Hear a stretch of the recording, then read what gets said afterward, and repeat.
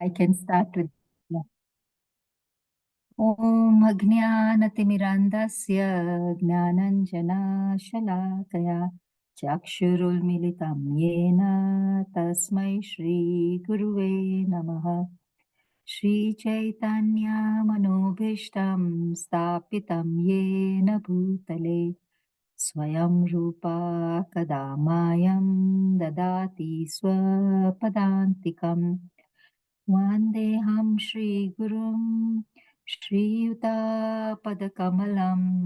श्रीगुरुं वैष्णवंश्च श्रीरूपं साग्रजातं सहगना रघुनाथान्वितं तं सजीवम् साद्वैतं सावधूतं परिजनासाहितं कृष्णचैतन्यदेवम् श्रीराधाकृष्णपादान् सहगना ललिता श्रीविशाखान्वितांश्च हे कृष्णा करुणा सिन्धु दीनबन्धु जगत्पते Gopesh गोपिकान्ता Radhakanta नमोऽस्तुते तप्तकाञ्चन गौराङ्गी Radhe Vrindavaneshwari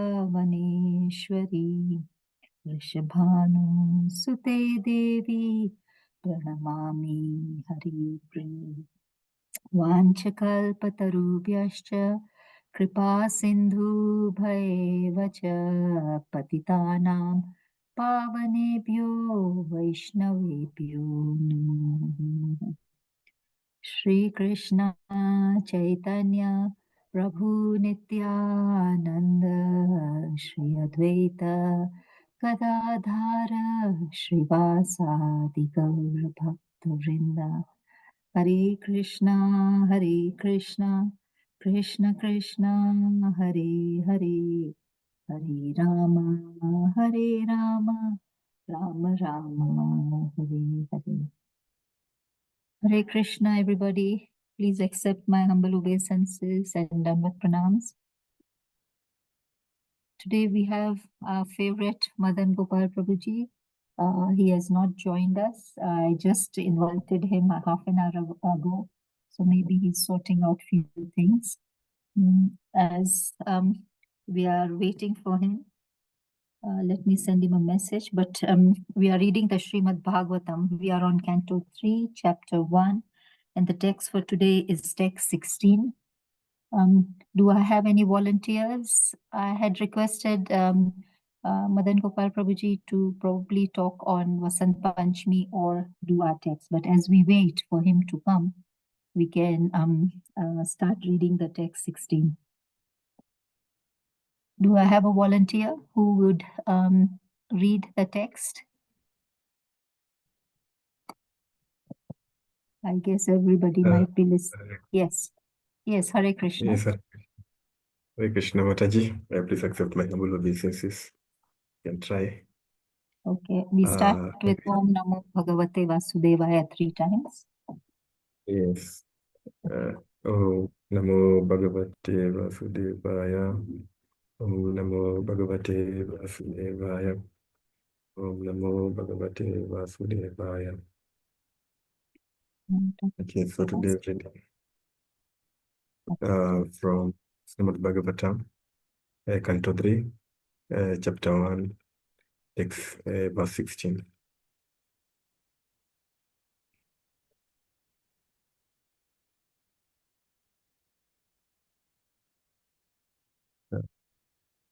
Maybe you can try reciting the Sanskrit as we wait for His Grace Madan Gopal to join in.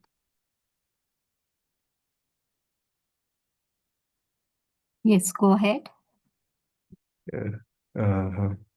Svayam Danur Divare Nidaya Mayam Bratu Puro Mamasu Taditopi Sa Idam Atyabanam Karna Banair Gata Vyado Yad Urum Manayaha. Can do what to what? word to word translation by His Divine Grace, Sri Bhaktivedanta Prabhupada. Shri Prabhupada ki jai. Svayam, he himself, Danu Dvari, bow on the door. Nidhaya, keeping. Mayam, the external nature. Bratuha, brothers. Puraha, from the palace. Mamasu, in the core of the heart. Taditaha, being afflicted. Api, in spite of. Saha, he, Vidura. Itdam, like this. Ati ubana, severely. Karna, ear. Banai, by the arrows. Gata, Vyadaha, without being sorry. Ayat, exited. Uru, great. Manayanaha, so thinking.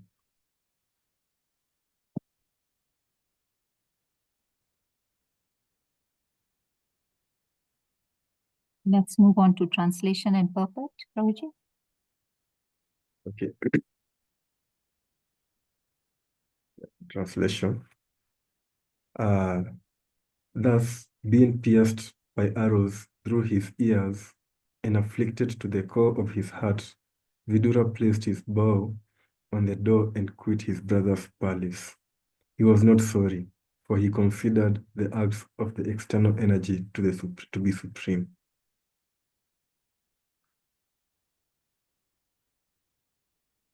Purport. Purport by His Divine Grace, Prabhupada, Vijay. A pure devotee of the Lord is never perturbed by the awkward position created by the external energy of the Lord. In Bhagavad Gita 3:27, it is stated, Prakrita Kriya Mananami Gunai Kama Ni Savasaha Ahankara Vimudatma Kartahama Iti Manyate.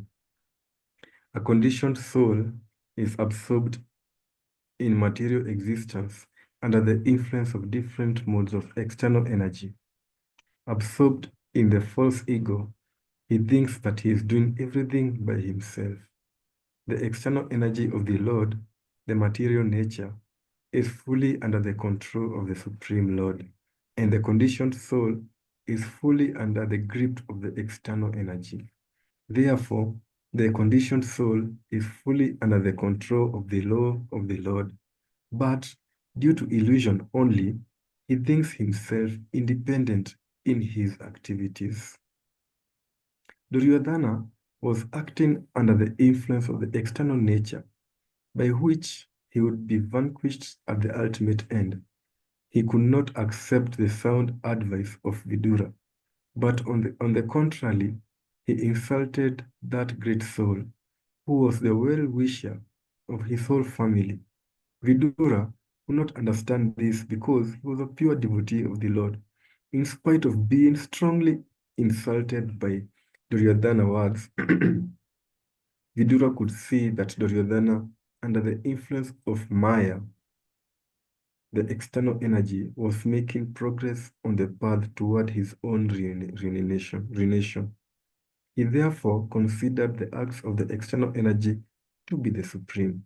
Yet, he also saw how the internal energy of the Lord helped him in that particular situation. A devotee is always a renounced temperament because the worldly attraction can never satisfy him. Vidura was never attracted by the royal palace of his brother. He was always ready to leave the place and devote himself completely to the transcendental loving service of the Lord.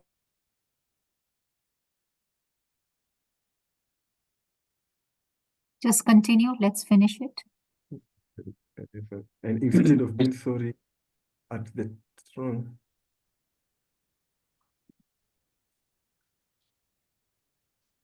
now he got the opportunity by the grief of Duryodhana, and instead of being sorry at the strong words of insult, he thanked him from within because it gave him the chance to live alone in a holy place and fully engage in devotional service of the Lord.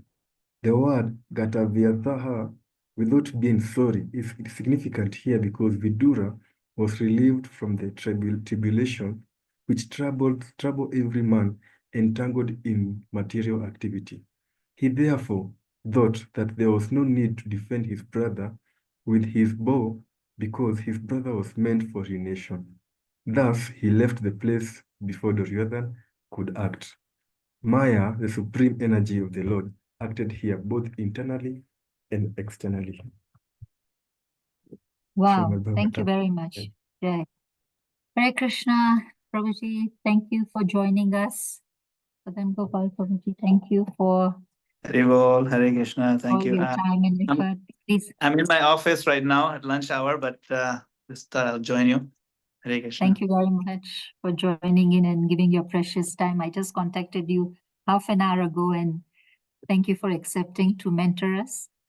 So, Prabhuji, we are reading the Srimad Bhagavatam. We are on Canto 3, Chapter Yes. 1, and text for today is text 16, and we have read the text, translation, and purport. Over to you, Prabhuji. Sure. Hare Krishna. Yeah, it's Hare Krishna.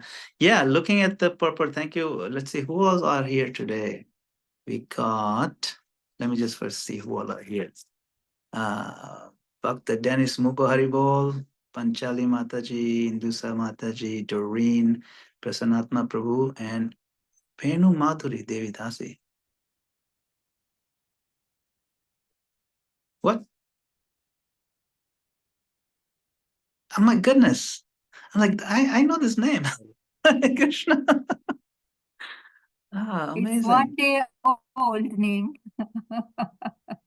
Unbelievable. Hare Krishna. Wow. How did you know to join Elder Red? How did you snag Kirtika Mataji? How did you I have friends in high places. Hare Krishna. Okay. Wow. Wonderful.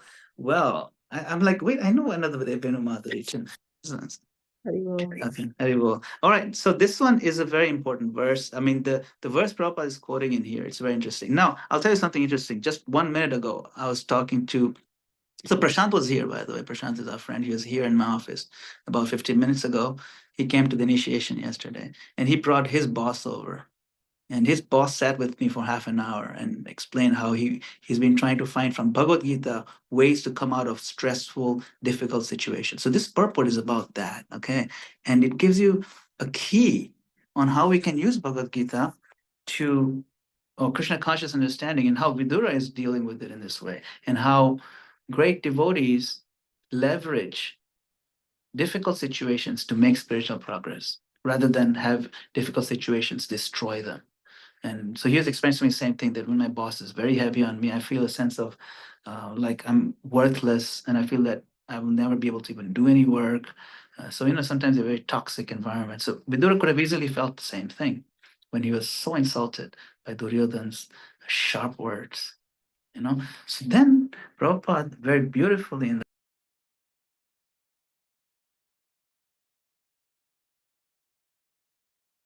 Hare Krishna, Prabhuji, you have muted. Okay, I'm unmuting now. Somehow I got muted by Okay. mistake. I'm gonna go to the purport. I'm trying to, yeah. He says a pure devotee of the Lord is never perturbed by an awkward position created by the external energy of the Lord. In Bhagavad Gita, it is stated, Prakrite kriyamanani gunai karmani sharvasha ahankar vinurata kartahamiti manyate. So there are two souls being contrasted here. The pure devotee of the Lord, and then here he says a conditioned soul. A conditioned soul is absorbed in material existence under the influence of different modes of external energy. Absorbed in the false ego, he thinks that he's doing everything by himself. Now, we may think, okay, how does that help me deal with this particular issue I'm going through? The staff at the university is not being paid the salary for so many months. The students in medical college are not able to graduate for years because of this ridiculous situation, or whatever it may be, right? How do we use this to leverage? So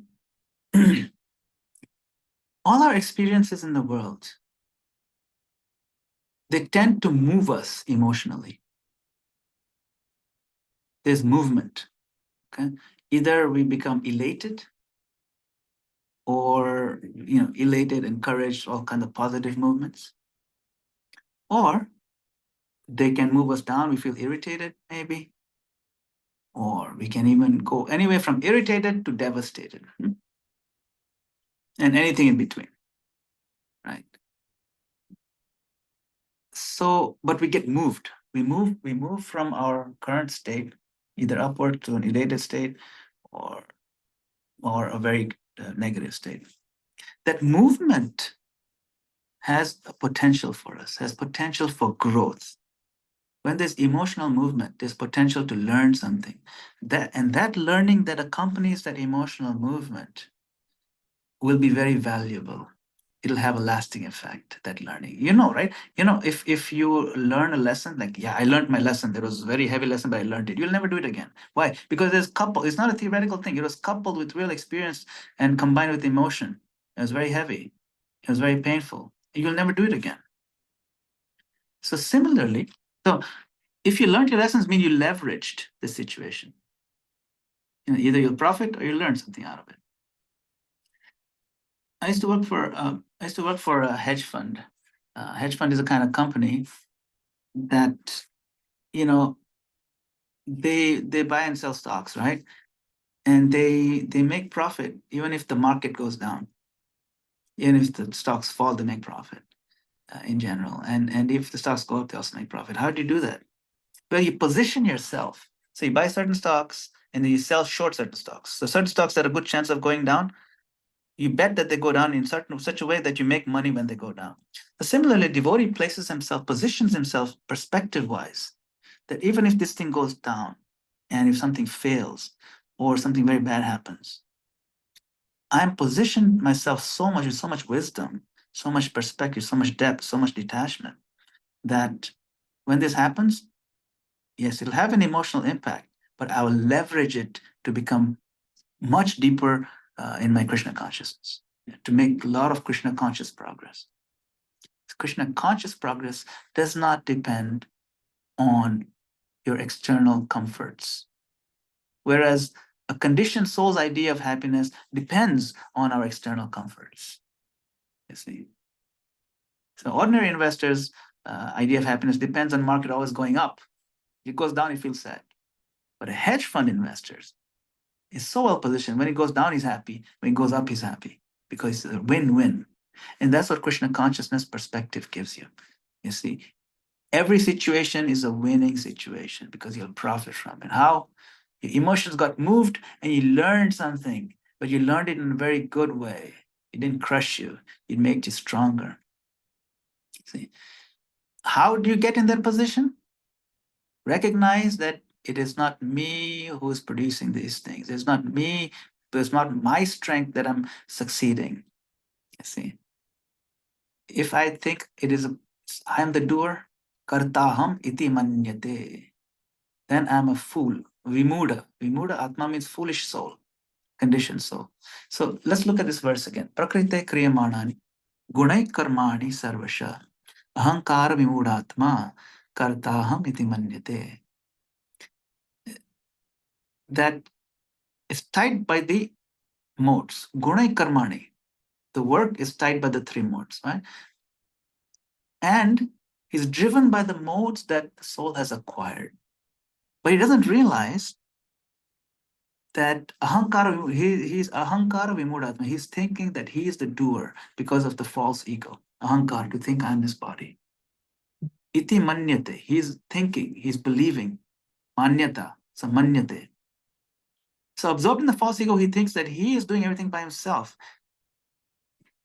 The external energy of the Lord, the material nature, is fully under the Supreme, or the control of the Supreme Lord.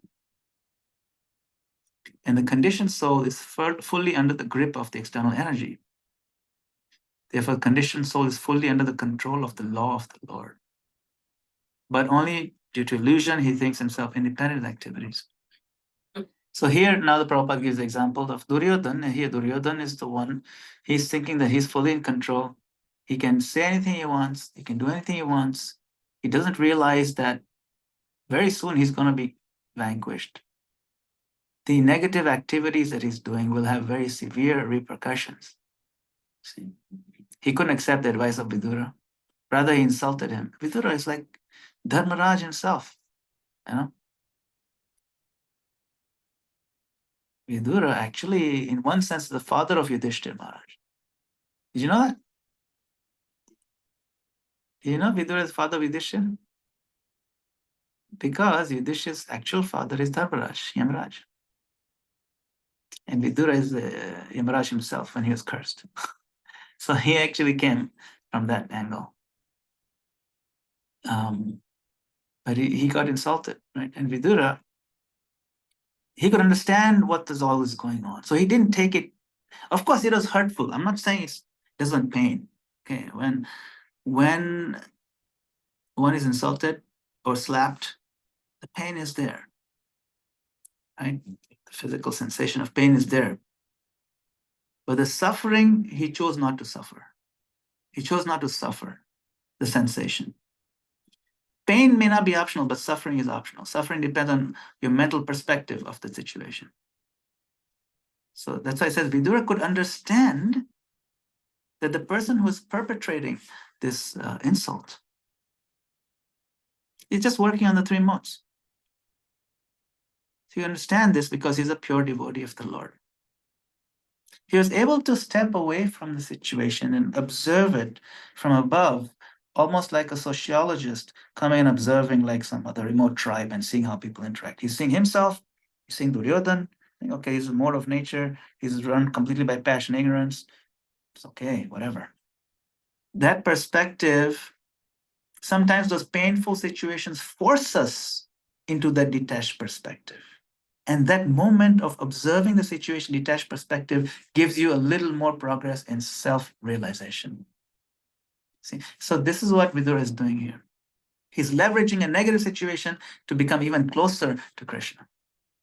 So it says, in spite of being very strongly insulted by Duryodhan's words, Vidura could see that Duryodhan, under the influence of Maya, the external energy, was making progress on the path toward his own ruination. Yes, he is being slapped, not literally slapped, but he's being insulted. But he's actually feeling sorry for Duryodhan because he could see now the writing on the wall that he's really just building up very severe karma. I couldn't care less, honestly, for my own pain, but I feel sorry for him. Then he therefore considered the acts of the external energy to be supreme. Yet he also saw how the internal energy of the Lord helped him in that particular situation. You see, this is the winning situation. This is the key to winning. Prabhupada words it so beautifully. Let's read that. Really, this is very nice. The negative thing happening is external energy working. But I'm also seeing Krishna's hand in my life. That's the internal energy. Seeing Krishna's hand in your life is the golden key that opens all the locks of your miseries, throws them away. When we see Krishna's hand in our life, so many things happen at the same time. One, you remember Krishna, which is the best thing. Two, your faith that Krishna is there gets stronger. Three, you get mental clarity because you're not emotionally disturbed anymore. You get mental clarity and what to do, what not to do. Because Krishna's hand is there. Krishna is there. You feel that clarity. And four, you feel a sense of support and security. You know, Krishna says, this is the peace formula. If you know that I'm with you, I'm very powerful, you know that, and I'm with you, I'm your friend. So be at peace. So then we'll be at peace also. So when we see Krishna's hand in our life, that's what it's saying here. He saw the internal energy of Lord helping him. So when we see the Lord helping us directly, we feel his presence. We think of him, we get purified. We'll feel more confident and we'll be at peace. when we're at peace, then we can be happy. It is not possible to be happy when you're disturbed mentally. No amount of money can give you, this is why I said money can't buy happiness. People say that, right? Because the peace is not there. If the peace is not there in your mind, then you can throw other things at it. You cannot be happy. Ashantasya kutah sukham. Chapter 2, Krishna says, he asked Arjuna, without peace, where's the happiness? Ashantasya kutah sukham. So a devotee is always in a renounced temperament. This is key. The devotee, as you can see, what the Vidura. Let's picture Vidura, pure devotee. By the way, Vidura is also one of the 12 Mahajans. Did you know that? Dharmaraj says 12 Mahajans means these are footsteps to follow.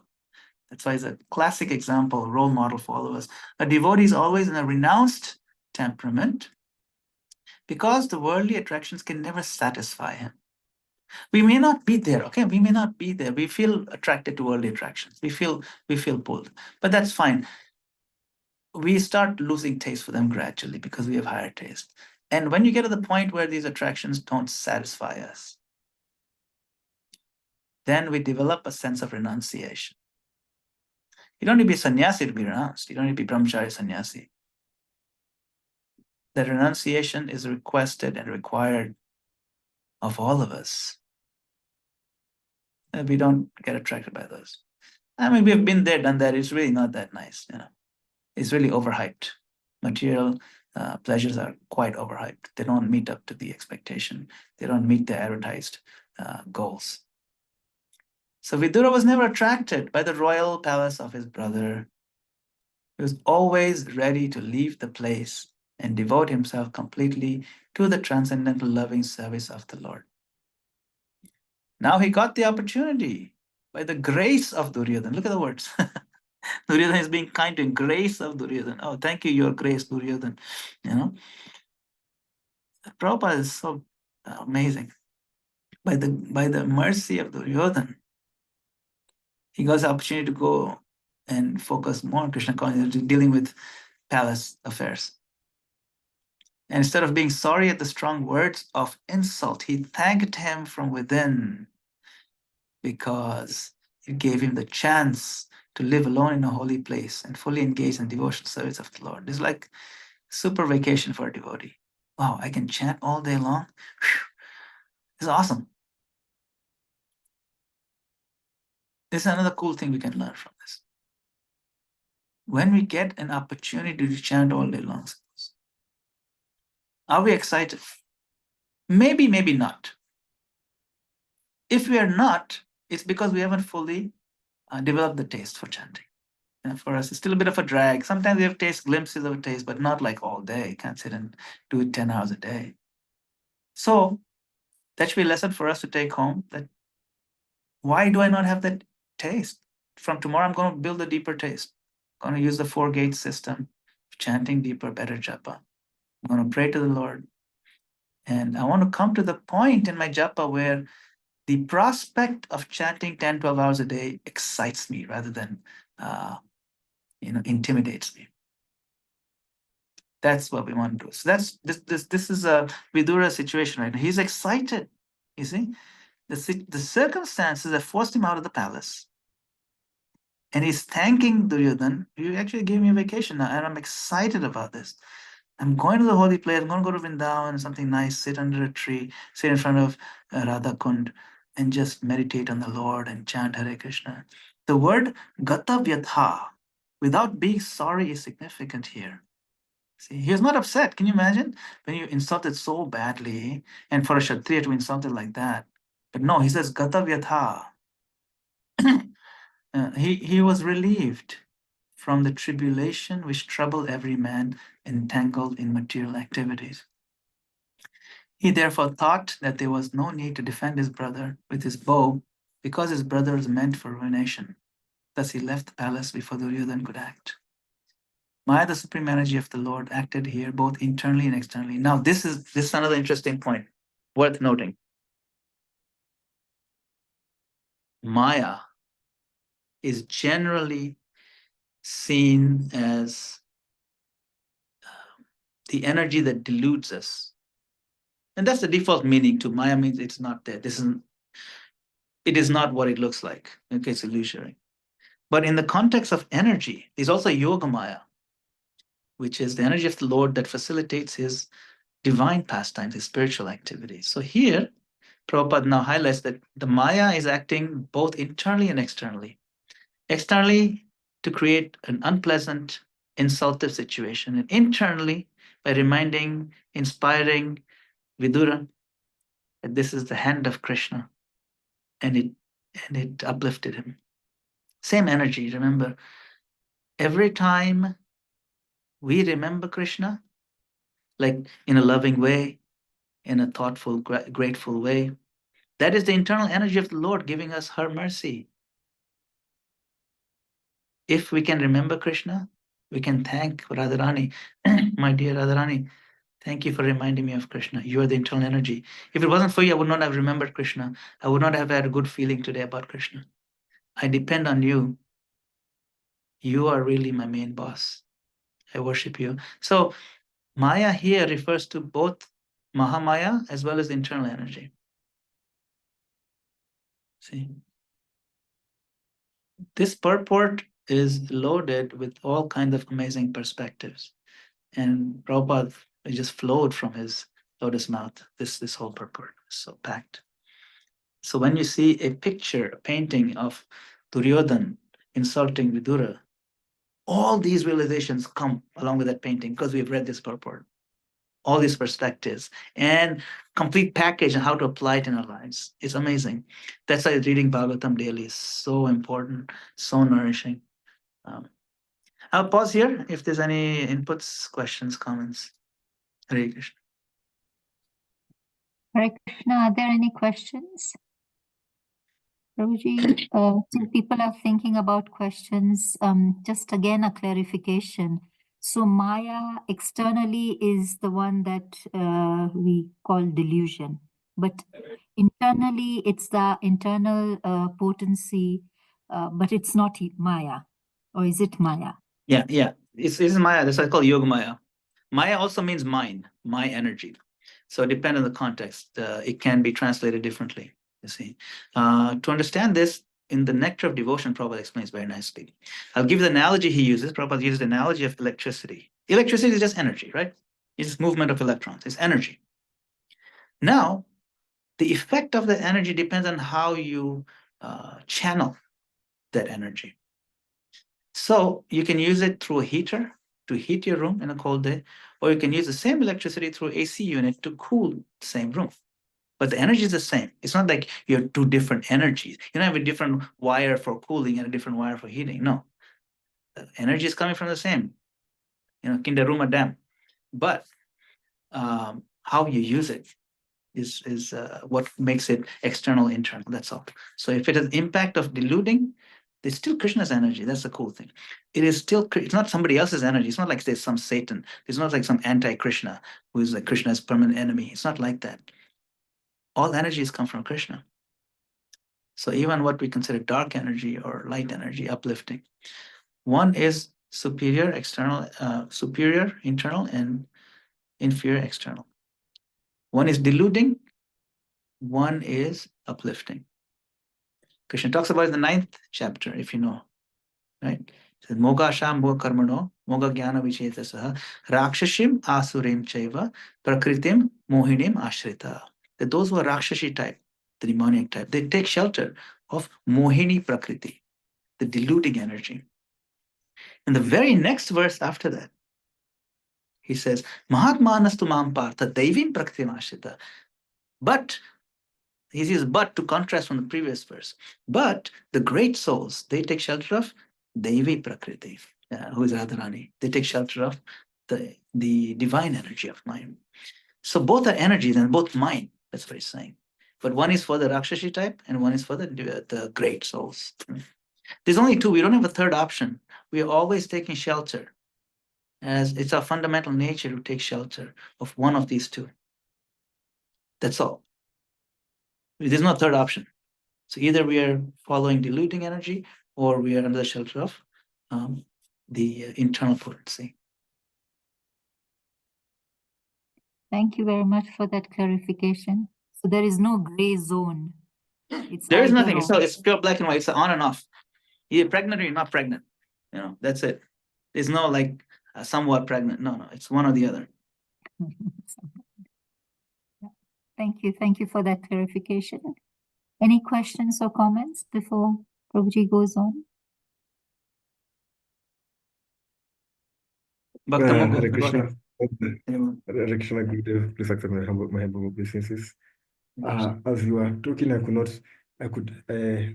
was thinking, contemplating on the instances in my life that really, such instances have actually led me closer to Krishna. Just your feeling attribute some argument and like, let me just go to the temple, something, and it's really interesting. And I was wondering, there's some time in Bhagavad Gita where Krishna tells Arjuna that dishonor is actually worse than death. Yeah. So it's better to leave this world to fight for what you actually know. So what the thing like where Prahlad Maharaj with a disagreement with the father, and instead of Prahlad Maharaj leaving, he actually constantly just told his father about Krishna instead of just saying, I'm done with this. So where do we draw the thin line to continue, and like Vidura just did, to continue teaching Duryodhana about Krishna, or just to let go and leave? I don't know. Yeah. Whether, Very good. Very good question. Thank you, Dennis. Because you can see both examples are there, right? You can see the example of Vidura who walked out. And then there's the example of Prahlad Maharaj who didn't walk out, he stayed, right? Now, it's interesting. See, the circumstance is a little bit different. In the case of Prahlad Maharaj, because the entire world was ruled by Hiranyakashipu, everything was within his jurisdiction. You can say the whole world was his house. So whether he's in one room of the house or another room doesn't make any difference for Prahlad Maharaj. You see what I'm saying? He's going to chant Krishna's name anyway. See, with Vidura, the circumstance was different. Now, Prahlad Maharaj, his point was that I'm going to chant Hare Krishna anywhere. Whether I'm in my house or I'm outside, my father is going to run after me and torture me. So who cares? I'm just doing it here. With Vidura, it's different. Vidura, if he stayed there to deal with the political situation, because his role was different. You see, Vidura's role was advisory, it was political. Whereas Prahlad Maharaj is just a kid, he's a child. His role didn't change whether he's in the house or outside the house. It's the same for him. With Vidura, it was an opportunity to engage in devotional service that is more conducive, you see. Whereas with Prahlad, also, now Vidura could have stayed in the palace and chanted without being bothered, right? But in Vidura's case, right, because his role was to always be involved in this thing, the palace was not the best place for him. This is why we say that there is no hard and fast rules. There are no hard and fast rules in chanting, right? Nam namakari bahudane sarvashakti. Niyamita smarane nakala. There's no rules. However, holy name is powerful. However, certain circumstances, if you can change to get the most bang for the buck in your chanting process, then you should change them. If you can keep your house a little bit cleaner and be more focused, it's better to do that and chant in a clean place. If you go to a quiet place, you chant in a quiet place. If you go to a sacred place, you chant over there, if it's possible. So you do things that are conducive, okay? At some point, what happens when you're very, very advanced, those things don't even matter so much. You can be just as productive, Krishna conscious wise, in any circumstances. Prahlad was already at that level, you see. Even among Mahajans, there are levels. Now, Vidura, he's also a very high level Mahajan. He's Yamraj. He couldn't care less. Vidura did it because as an adult, he had the freedom to go anywhere. And Duryodhana, although he had jurisdiction, let him go freely, let him go. See, so then what is Vidura's example? What is he teaching us? Go to holy places. See, go to holy places. And later on, as we read, we'll see Vidura, he goes to holy place, he meets his guru, he meets Maitreya, and he meets others, and he has a conversation. So that's the whole storyline develops that way, you see. Now, later on, we also learn when you go to a holy place, yes, the holy place has a significance. You dip in the water of the sacred river, and you sit under the sacred trees, and you chant over there. But the most valuable aspect of holy place is what? Is the holy people, the devotees who live there, the other advanced gurus, the wise ones who make this, typically they make their headquarters, and we can take advantage of their blessings, and more than blessings, even their teachings. Spend some time with them, get a few tidbits of wisdom, maybe they can move our lives. So Vidura didn't really need any teachings, also being a pure devotee. However, he set an example that this is an option. This is an option when you're feeling thoroughly insulted, when you're feeling thoroughly pained, and if it's somewhat feasible for you to go and take a break and turn to a holy place, do it. Go for it. So as an example to follow, and a lot of people's lives have been changed when they went out of frustration, they took a little break and went to a holy place and met some nice, devotees in those holy places and learned something from them. Their lives have changed. So there's both are valid, both are very good, both are good examples. With Prahlad Maharaj's case, now your question could be, how can I apply this? How do I know which one to go for in a particular circumstance? Should I stay and tolerate, or should I leave and find a holy place? So that requires what Prabhupada would say, that requires some intelligence. Means you need to then do a finer evaluation of the situation, the pros and cons. Make a list. There's a plus, there's a minus, these are interesting points, PMI analysis. And then evaluate, weigh them. If I stay here, suppose I had a fight with somebody in my family, if I stay here, maybe it's actually good. We can work things out. I know it's going to be difficult, we'll work it out. Or if I know that it's just not going to work, maybe I need a break. A few months, I'm going to go away. If I leave, maybe they'll need some time to cool off. I need time to cool off. Plus, I'll get advantage of getting some sadhus association. That might work better for me, depending on the circumstance. You see. Yes, for one who is dishonored, one who is honored, dishonor is worse than death. Now, of course, that context, you have to realize why Krishna is telling Arjuna that. He says it very early on to kind of give him one angle that, hey, as a Kshatriya, come on, fight, Don't be insulted by, they'll insult you. So he's giving that angle. That angle didn't quite work on Arjuna, by the way. He had to give him a lot more philosophical angle, So, yes, later on, Krishna tells Arjuna, you should be the same in honor and dishonor. You know that verse? So, you see, he's almost contradicting the other thing. Dishonor is worse than death. And here he's saying, another chapter is saying, advanced soul is equal in honor and dishonor. Which one is it, Krishna? Make up your mind. So it's all the context. See, it's the context of what we're trying to do. So similarly, we have to evaluate with the refined intelligence. And sometimes, the most intelligence, we make mistakes. So we have to just trust the Lord and turn to Him. Sometimes we can reach out to our senior devotees, our guides. They can also give some help. So all those options are there, Prabhu. Hare Krishna. Thank you, Dennis.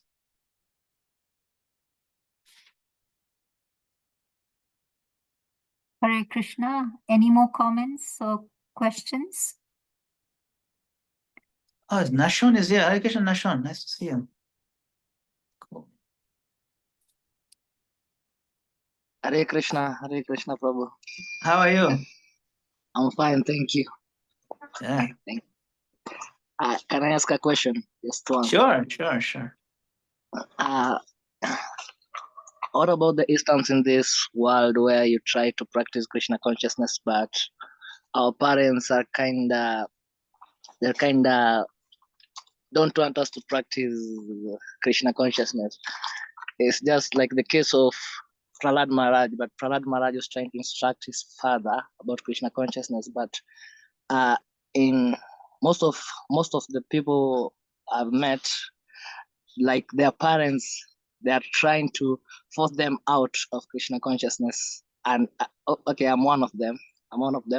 And in a case, Srila Prabhupada says that our parents are our first gurus. We should listen to them. We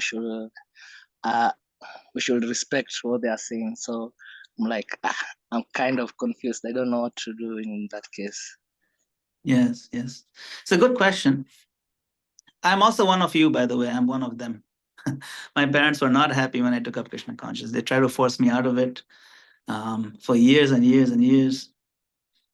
You know, they're quite successful, actually. They got me married. They found the most beautiful girl in the world, and they said, "Okay, this one." I said, "Yeah, sure, okay." I got married, and that was the end of my whole spiritual life. No, I'm just kidding. I'm just kidding. But they did find this incredible. And what happened? This girl became a devotee, even more devotee than me. So that kind of saved me also. Yes, our parents are our first gurus. And it's natural. Our parents want us to succeed. No parent wants to see the child suffer. No parent wants to see the child become a failure. And it's not like that. A lot of the times, not a lot of times, all the time, all parents want the children to do well. Okay? They will go to the ends of the earth to feed them, to educate them. They will even starve themselves just to make sure there's enough food for the kids. It's the parents' sacrifice for us cannot be measured. We cannot appreciate it enough. And so in that sense, they're the first guru. When we are growing up as toddlers, we see parents like God, basically, because everything comes from them. And they're invulnerable, they're super big, they're strong, they take care of us, they give us shelter, they give us love. So in that sense, then as we get older and older, we see, no, parents also have their own limitations, they have their own anxieties, they have their own worries, and they have their own misconceptions. And you can see that the parents, even though they intend and they mean well, because of the misconceptions, they are defeating the future of their children. Even in this country, in the US and other places, some parents, some of them are addicts.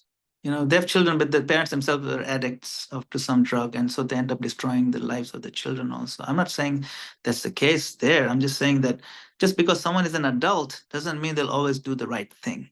Just because someone is a parent or father or mother doesn't mean they'll always do the right thing. And so sometimes the children, if they have better perspective,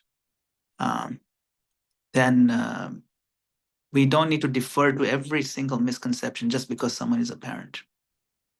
Yesterday was Vasanta Panchami. It is the appearance day of Raghunandan Thakur. Raghunandan Thakur is a great acharya in our Gaudiya, in our lineage. And Raghunandan Thakur, as a young boy, is very advanced in Krishna consciousness. And his father also a devotee. And one Chaitanya Mahaprabhu come and asked his father, Mukunda, are you the father of Raghunandan, or is Raghunandan your father? And Mukunda says, no, Raghunandan, my boy, he's actually my father. Because he is the one who gave us Krishna consciousness. Because of him, we are devotees, and his Krishna conscious depth, understanding, and purity is way more than us. So actually, in one sense, he's our father. And Lord Chaitanya was very happy to hear that. See? So you can see in this particular scenario, and same with Prahlad Maharaj, that the child happened to be a lot more advanced than the father. These things happen. They happen all the time. It's not a big deal. Now, depending on our particular situation, we also have to make sure we don't upset the circumstances so much that it ruins our chances of becoming Krishna conscious, and it ruins our relationship totally with our parents. So we have to find a workable balance. If there's no other option, then of course you want to give your Krishna consciousness priority, and eventually pray that the parents also can see the positive impact of your Krishna consciousness at some point in the future. Eventually they come around, you see. So that can be for sure something. Now, holistically speaking, the process of Krishna consciousness is a good one. You're giving up bad habits. You tell your parents, I'm following a process where I'll never never drink alcohol or smoke cigarettes. I will never kill animals unnecessarily. I'm not going to go gambling, waste money on things like that. I'm not going to go having illicit affairs. That's a very nice thing. They will not say, what's wrong with you? I want you to have illicit affairs when you grow up, okay? And why are you not taking tobacco? They will not say those kind of things. Right? So if you say the positive and they say this is what, and we're worshiping God. But is he the God of Jesus Christ? Yes, he's the God of Jesus Christ. And what about your teachers? Do they accept Jesus Christ as Son of God? Yes, of course. We accept Jesus Christ as Son of God. We sing the names of God, and we accept there's only one God. Jesus Christ is also His Son. He has many other sons also, and we also His sons. So, we just want to live purely. Like we want to follow all the 10 commandments, all of them properly. So, I mean, if we can explain that we're just basically another flavor of God consciousness, as explained in the Bible or whatever it may be, it's not easy, by the way. Okay, so I'm not saying it's easy, but we can find something that works. And if push comes to shove, then we have to make the decision to ignore the parents at some point. So I had to ignore my parents all the time. I still went to school. I did better in my school. After I started chanting, and my grades became even better because reading Prabhupada's books, things got better and better. And so then at that point, my parents were okay. As long as he's studying nicely, that's okay. But he made Umapati Prabhu promise. My father, Umapati Prabhu came to my house. My father was very concerned. And he said, "You don't steal my son, okay? We are only one son." Umapati Prabhu said, "No, don't worry. We'll take care of him." No, don't take care of him. I want to make sure he gets married. Yeah. Umapati Prabhu said, "I will make sure he gets married. In fact, I'll perform the wedding ceremony only. Don't worry." I didn't want to get married. Anyway, but he gave assurance that he will not encourage me to do something that will break my father's heart, So, like that, Umapati, I was only 14 years old, by the way. Okay, I was 14. Umapati Prabhu came to my house. So, yeah, I have a little bit of history, similar one. So, and the things tend to work out if we don't do too crazy things. Just try to be sane, try to be nice to parents as much as possible without compromising our principles, and pray to Krishna very deeply. My Lord, please give me guidance, what to say, what not to say. Krishna will come through. He will give you the proper guidance. Okay, Nashan? Yeah, okay. Thank you so much. Hare Krishna. Okay, I do also need to jump off the call, Kirti Kamazi, in about 1 or 2 minutes. Is that okay? Yes, Prabhuji. I think we are also soon going to end the session. Any burning question? Or we can just thank Prabhuji for coming to this session in such a short time. No burning question. Let us end the session. Nation Prabhu, do you want to end the session for us? Okay. So, sorry, I was a bit late because there was a silver kidogo I was finishing. But thank you so much for the class, His Grace, Madan Gopal Prabhu. It is a very nice session. I was not around for a lot, but it's a very nice session. I've attended almost all of your class, most of your class, and it's always amazing. Thank you so much for your association, and thank you for everything you're doing for our ISKCON Eldoret team. So small, but because of your association, we are developing slow by slow. So I wish for the glorification of His Grace, Madan Gopal Prabhu. I kindly ask all of us, we can mute and we chant one round of Hare Krishna Mahamantra. Hare Krishna, Krishna Krishna, Krishna, Hare Hare, Hare Rama, Hare Rama, Rama Rama, Hare Rama, Rama Rama, Hare Hare. Thank you very much. Srila Prabhupada ki jai. Jai. Rupyascha Kripa Sindhu Patitanam Pavanebhyo Vaishnavebhyo Namo Namaha. Srila Prabhupada ki jai. Grace and Gopal Prabhu ki jai. Granthrat Srimad Bhagavatam ki jai. Hare Krishna. Thank you everybody for joining in. Hare Krishna. Thank you for Krishna.